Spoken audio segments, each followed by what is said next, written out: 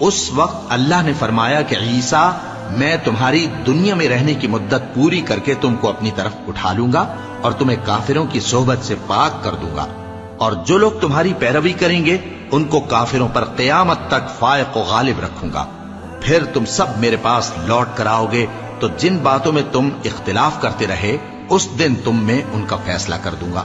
اب جو کافر ہوئے ان کو دنیا اور آخرت دونوں میں سخت عذاب دوں گا اور ان کا کوئی مددگار نہ ہوگا، اور جو لوگ ایمان لائے اور عمل نیک کرتے رہے ان کو اللہ پورا پورا صلہ دے گا، اور اللہ ظالموں کو دوست نہیں رکھتا۔ اے نبی، یہ ہم تم کو اللہ کی آیتیں اور حکمت بھری نصیحتیں پڑھ پڑھ کر سناتے ہیں۔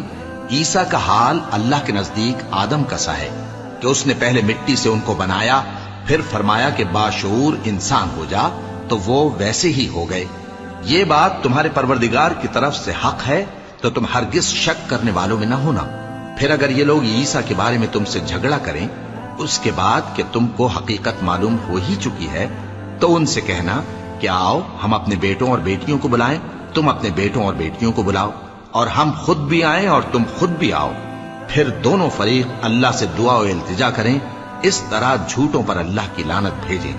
یہ تمام بیانات صحیح ہیں اور اللہ کے سوا کوئی معبود نہیں، اور بے شک اللہ غالب ہے، صاحب حکمت ہے۔ بس اگر یہ لوگ پھر جائیں تو اللہ مفسدوں کو خوب جانتا ہے۔